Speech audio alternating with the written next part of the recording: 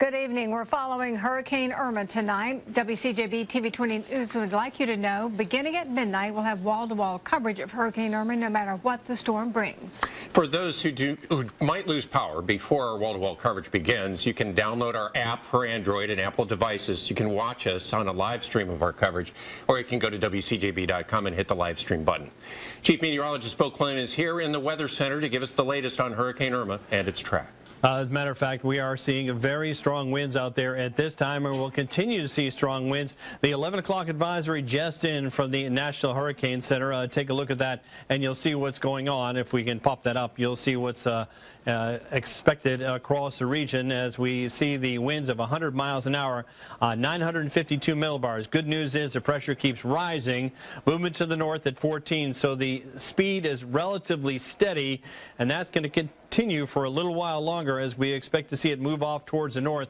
At this time, you see the rain bands have been moving into north central Florida. The wind gusts have been increasing across the region, and we will expect to see more of those winds moving in. When we take a look at the Doppler radar, we can look within the storm to see what the winds are up at about 4,000 or 5,000 feet. So these aren't surface winds, but are the potential for winds reaching the surface at about 40 to 50% of this. So 75-mile-an-hour gusts well up into the atmosphere, but that could be 35, 45, or 55-mile-an-hour winds continuing moving north to south as that wind field moves along that line. Of course, we are expecting to see more of these winds moving into north central Florida as we head through the evening hours, and the tornado threat will also be an issue over the next couple of hours. We'll have more on that in your forecast and the forecast track for Irma in just a few minutes. As Irma rips through South Florida, North Central Florida has been bracing for impact. Much of the region is under a tornado watch until midnight. TV20's Crystal Bailey shows us how the Marion County emergency officials are prepared for strong winds and heavy rain.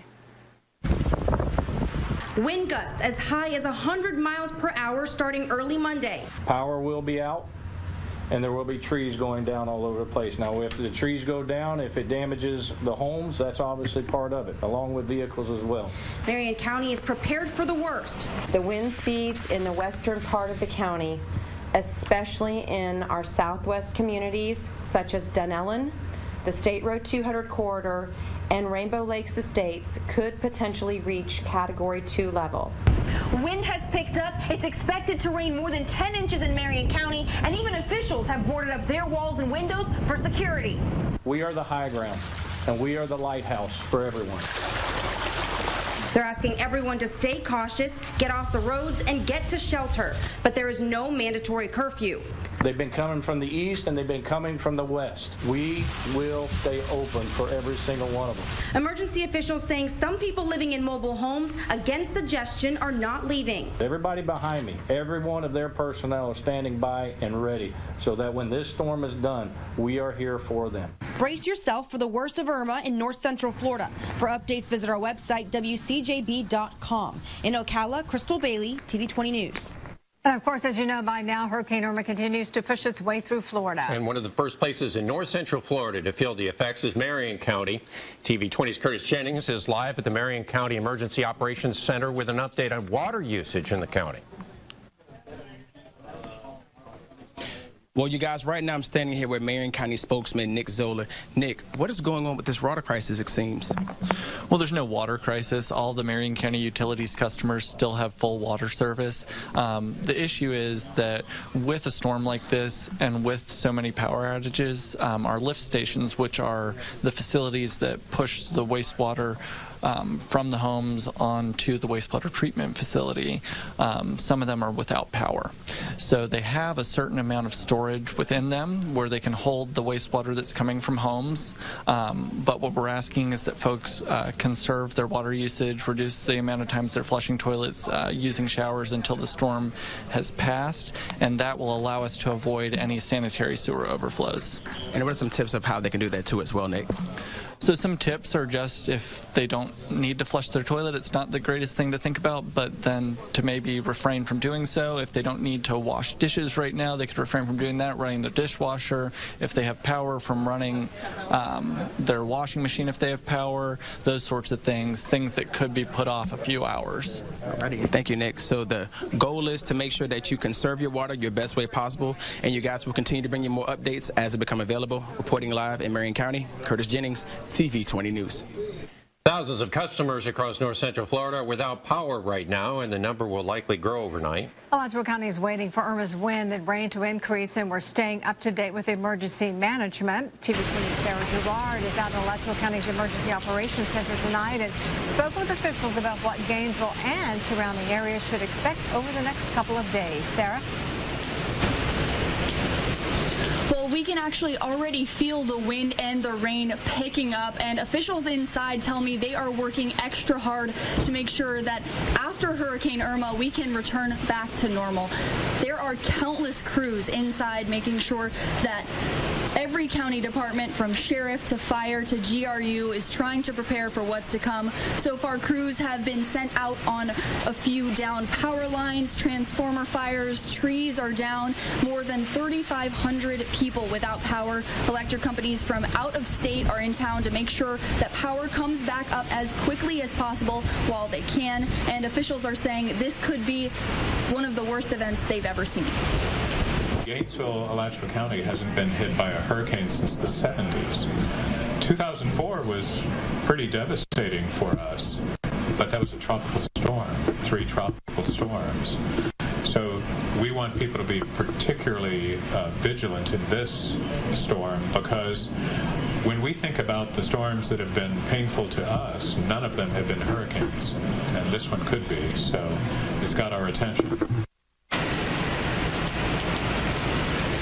Right now, EMTs are still running calls, but officials do want to remind everyone that emergency services will not be able to respond once the winds reach more than 40 to 50 miles per hour.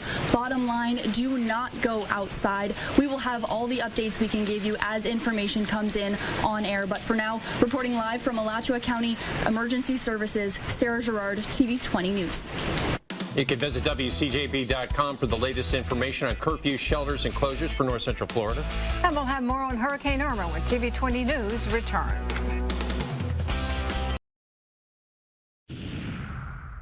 Hurricane Irma bringing its fury into north central Florida as we speak. A tropical storm force wind starting to move into north central Florida, and the amount of rainfall has been tremendous across the area, and that is just going to increase. We could see an additional 10 inches of rain out of this as it moves in across the region. Some Flagler Beach southwards, Daytona Beach, Deltona, number of tornado warnings along the east coast throughout most of the day, and we're just starting to see that heavy rain move west of I-75. Already a number of power outages across the region, but the rainfall amounts have been tremendous. So we do have warnings out there right now. Aerial flood warnings for Alachua County, Bradford County, Union County, Putnam County, and Clay County.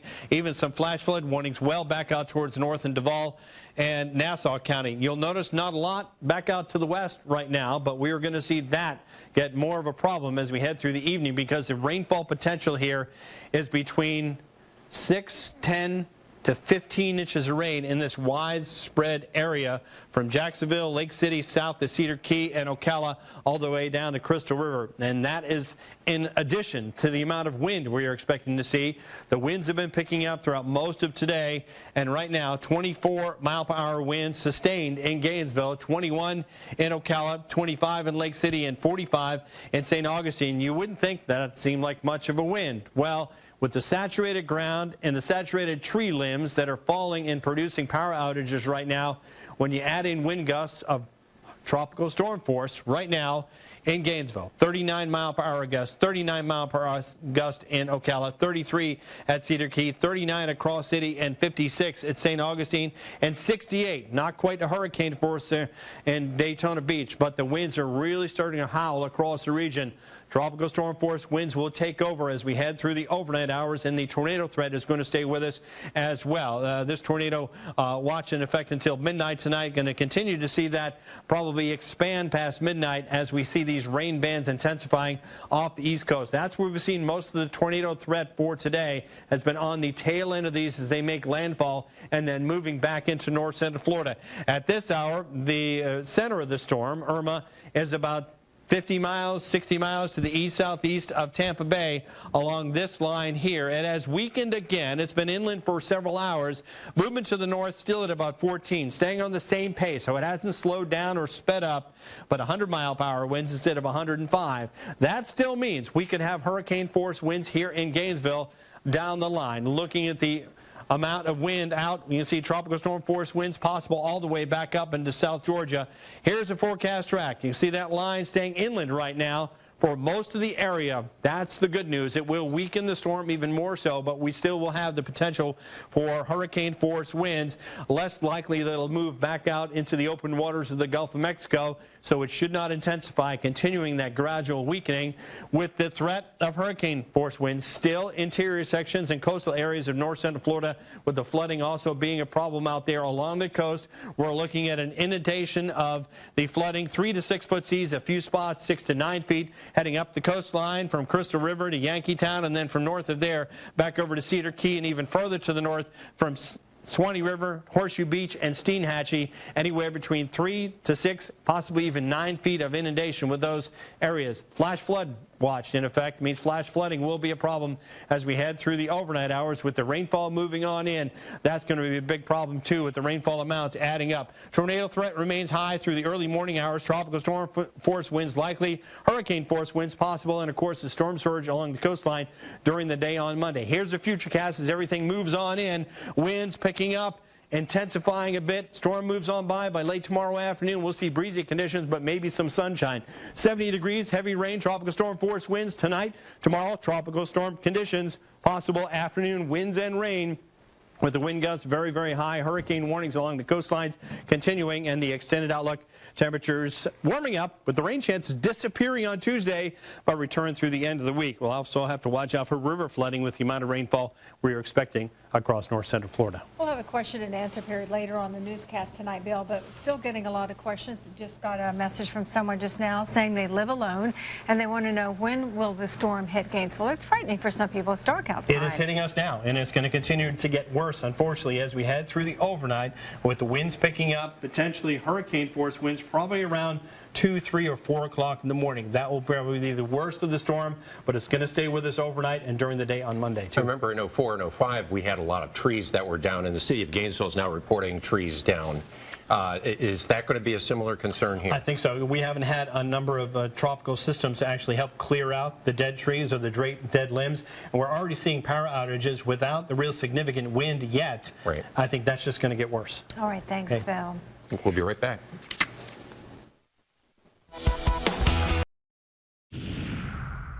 Many across Florida have evacuated ahead of Hurricane Irma. Others have gone to north central Florida shelters. And TV20's Brianna Villegas joins us live from Bronson to show us how residents there are handling the storm. Dave, Paige, I'm here outside of Bronson Middle High School, where the winds have started to get a little stronger. Signs are also swaying, and here at this shelter, more than 450 people are actually here taking refuge. So far, I have met people from all parts of north central Florida, and while some tell me that they are happy to be in a warm place, some are worried about their family down south. They just said that they loved me and that they were trying to calm me down because I was kind of freaking out. So you could hear their nerves, like they were bothered because they were worried too. You could tell. Even though Serena is concerned about her grandparents, she is trying to keep her younger brother calm as the winds pick up.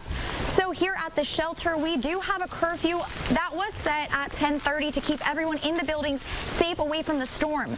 The worst is still yet to come for Bronson. Reporting live in Bronson, Brianna Villegas, TV20 News. Earlier tonight on Facebook, we asked for questions that you might have about Hurricane Irma. And a lot of you responded, so let's take a look. Let's get started. Rob and Michelle McFarlane, Bill, say this is our first hurricane. When should we expect the weather to start getting bad in Lake Butler? A lot of people think they've already lived through a hurricane during Francis and Jean in 2004. They were not hurricanes. No. Remember how much damage they were and had. We're going to see probably more damage than that. The winds are going to start to pick up. Tropical storm force winds are just starting to move into the area, and the wind field increases, and then the damage increases. The amount of trees that could come down would be tremendous. Traveling tomorrow is not advised. There are no advisories telling you not to travel, but I'm telling you, don't do it. It's not worth heading out. Everything's going to be closed, and the streets can be dangerous to drive around, especially in the early morning hours before sunrise. Don't drive out in the dark at all. Power lines could be down. Yes. That's dangerous, and of course trees falling too, possibly. Dana Collins asks, what about Bell? When will the worst occur there? Just starting to see some of the gusty winds in Bell well at this time. Gilchrist County, central Gilchrist County could see some of the strongest winds as the center of Irma moves up the coastline close to I-75 or a little bit to the west of I-75. On the northern edge of that, when the bands come in that are what's left of the eye as it moves in, or the center of circulation, as that moves across, that's when you'll see the strongest winds, probably around 3 or 4 o'clock in the morning. That's when we expect to see the bulk of that moving to the north. And you could see 75, 80-mile-per-hour gusts with that as it moves on in. If it holds on to its integrity right now, if it weakens a bit more, you're still looking at very strong tropical storm force winds, probably in excess of 60 or 65 miles an hour. Let's take a look at another question. Audrey Morris West says, does it appear that the impact to Alachua County will not be as bad as originally expected? Actually, probably worse than originally expected. We were expecting the storm to be a little bit more towards the east. That was some of the first forecast tracks we have. We always told you don't look at the center line. If it had been a little bit more to the east, we would have been on the west side of the storm, which would have been weaker side of the storm, and it could have been much better for us, less destruction. Being on the east side of the storm is always the worst because of a tropical system. Most of the energy is expelled in that section as it moves off towards the north and the north and northwest for this system. So it could stay with us for quite a while, and it could be worse than originally expected. We do have a final question. This from Patrick Freeman in Bell, who says, now that it has made landfall, can we stop worrying? Not at all. Worry even more. The problem is that you're going to see the wind field expand out from this system. It's kind of like not really slowing down, but it hits a brick wall and just keeps on spreading outward. It's kind of like dumping a bottle of a back of water on the ground. You'll see it flow outward. That means more energy has to be expelled from the system as it interacts with land, and that is going to keep moving to the north. We are not going to miss the brunt of this system. It's going to increase as we head through the next several hours. We've already seen wind gusts over 45 miles an hour. We're looking at wind gusts in excess of 70, maybe 75, possibly even 80 miles an hour across a widespread portion of north central Florida, not just one little spot. It's going to affect just about everybody. Bill, where do you think the best place, if you're home, if you did not go to a shelter somewhere, where is the best place for you to be in your house during these wind gusts? Well, an interior hallway is always good. Away from any windows. If the windows break, make sure that you put your blinds down. If you haven't had window coverings on the outside of your home, put your blinds down. That'll stop any glass from flying into your home. But if you're in the center of your home, either a center room or bathroom, if you have a staircase, you can get under the staircase. That's always a great place to be. But that's usually the most sturdy part of your house that will withstand even if you lose some of your roof if we get those kind of winds. Close all those interior doors, yes, too. Okay. Sports is next.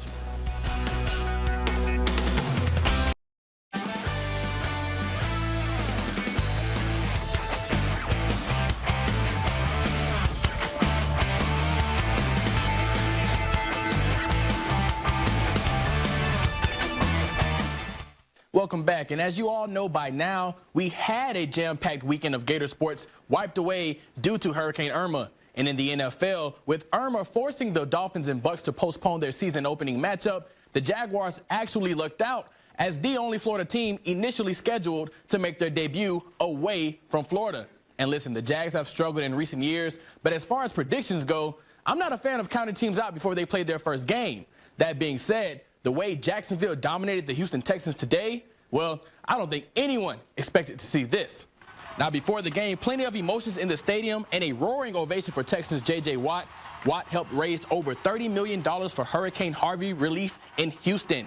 Now let's take a look at Jacksonville in the second quarter. Coming up, you're going to see Jags first-rounder Leonard Fournette making his NFL debut. And I mean, he looked pretty good for a rookie. Punches it in for his first career touchdown, and Jags fans should expect a lot more from him. They fed him early and often. He finished with 26 carries for 100 yards and that lone touchdown. Next Houston possession, quarterback Tom Savage tries to make a throw, but is hit before his arm comes forward. Ball is loose, and look who it is. Former Gator star Dante Fowler Jr. coming up with the scoop. I don't know if that's how they teach you to carry the ball, but look at the big guy take it all the way back for a touchdown. The Jags kept the pressure on all game. Case in point, Calais Campbell broke their franchise record for sacks in a single game with 4 sacks in just the first half. Jags lead the Texans 19-0. third quarter now, and they go ahead and make the change at quarterback. Savage out, and in comes Deshaun Watson making his NFL debut. On his first drive, Texans 1st and goal. Watson with the play action, and he finds DeAndre Hopkins for the touchdown. Watson was really the only bright spot for the Texans as the Jags win it big 29-7. One bad note for Jacksonville, though. Wide receiver Allen Robinson went down with a knee injury on play number 3 for the Jags on his first catch for the game, and he would not return. But besides that, the Jags are feeling good at 1-0. It's a relief, I guess, to be able to start new and start game 1 of the 2017 season kind of with a new slate and ready to go prove, people wrong and do a lot of different things. I dream about how we're going to play the game, how we're going to win the game. So I just think of it from a standpoint of, whatever our game plan was going into this game, I think about it, I visualize it, I try to get the players to visualize it.